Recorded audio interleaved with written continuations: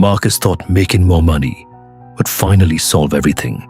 The stress, the late bills, the silent anxiety every Sunday night, the feeling that life was always one emergency away from collapse. So when the promotion came, he celebrated. Higher salary, better title, more respect. He believed he had crossed into a new chapter, but 6 months later, Marcus was sitting alone inside a luxury car with his hands shaking because despite earning more than ever, he had less peace than before, less freedom, less room to breathe.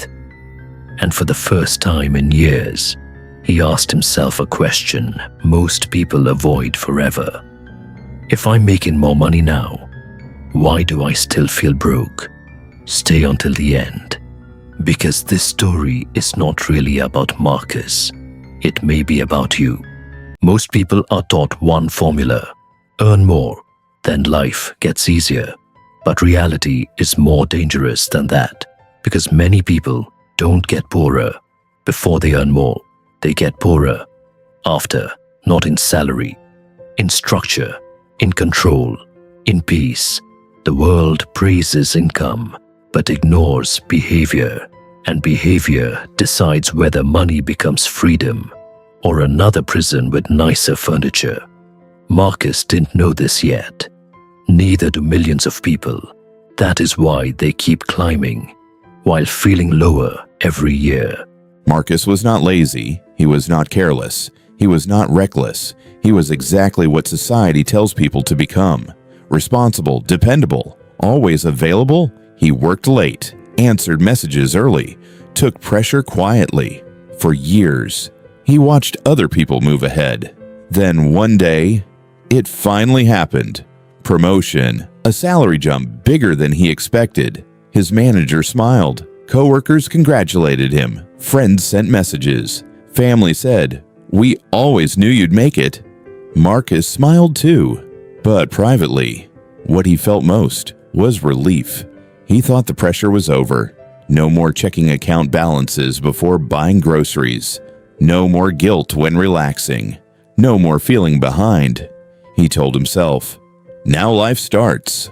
That sentence sounds hopeful, but sometimes it is the beginning of the trap. Because when people believe life starts after income rises, they often spend desperately, trying to catch up emotionally. Marcus didn't want to waste money.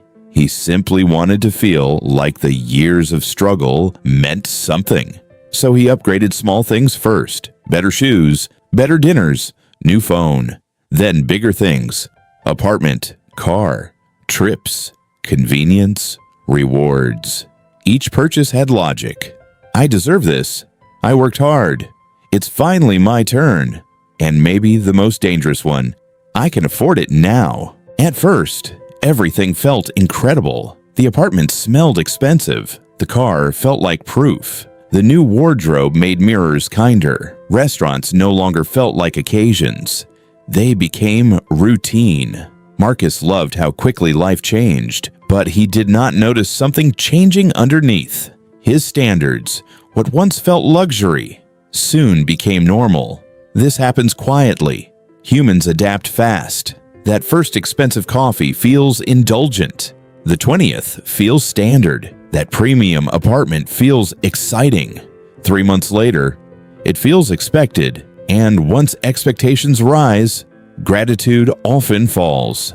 Marcus no longer enjoyed the upgrades. He defended them. Now the rent had to be paid. Now the car payment had to continue. Now the lifestyle had to be maintained. What began as freedom signals became obligations. He thought he was buying a better life, but many purchases do not end when bought. They continue monthly through subscriptions, payments, maintenance, insurance, habits, identity.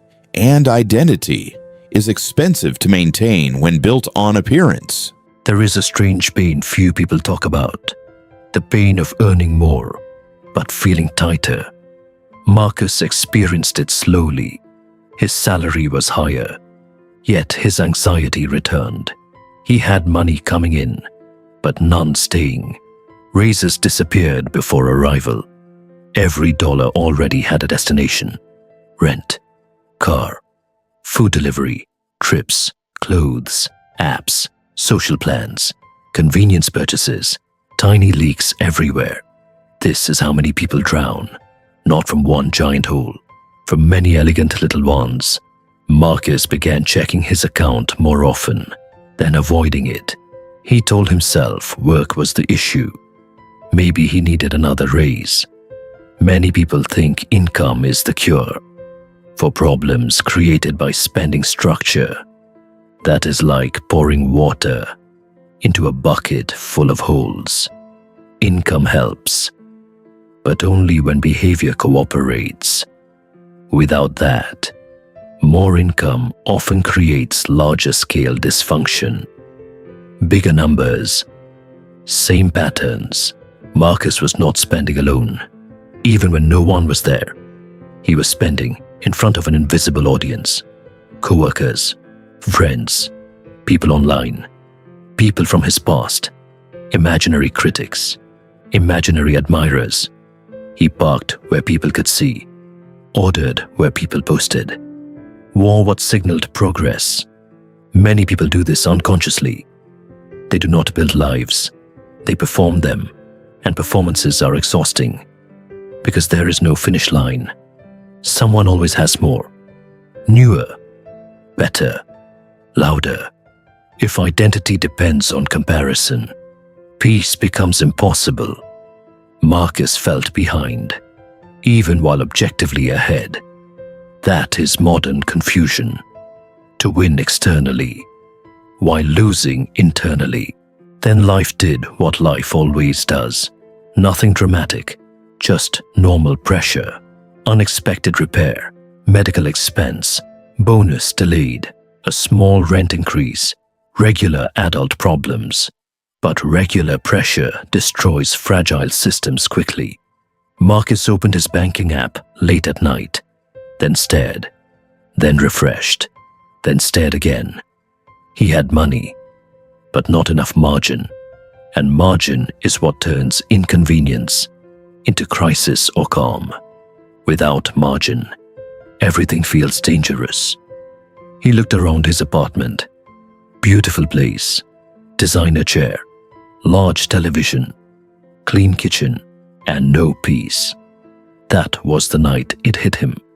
He had spent years trying to look successful instead of becoming stable, trying to signal arrival instead of building security, trying to impress people who were not paying his bills.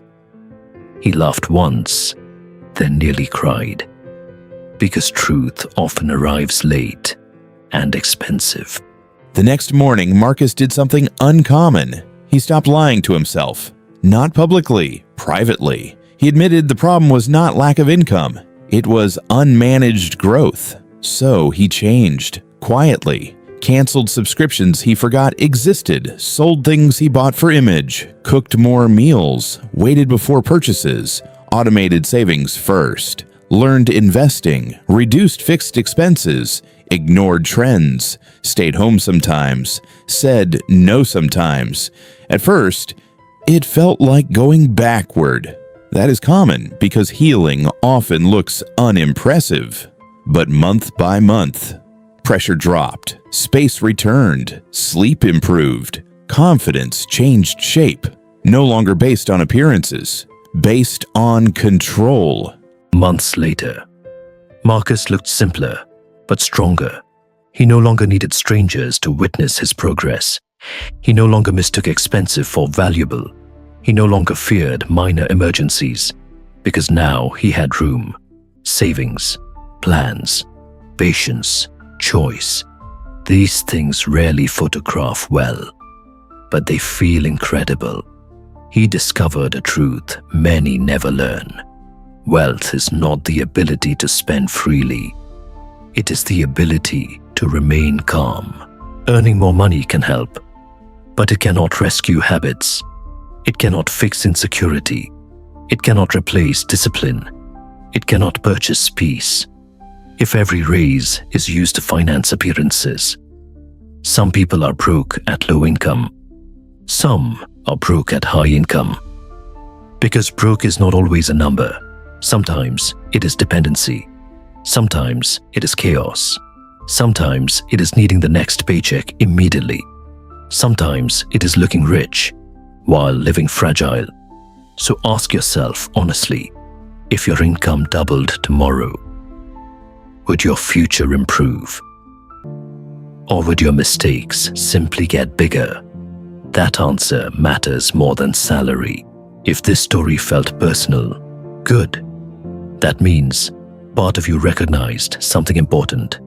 Subscribe now for more stories about money, psychology, freedom, and the invisible habits that keep people trapped. Because the next lesson might save you years, and years cost more than money.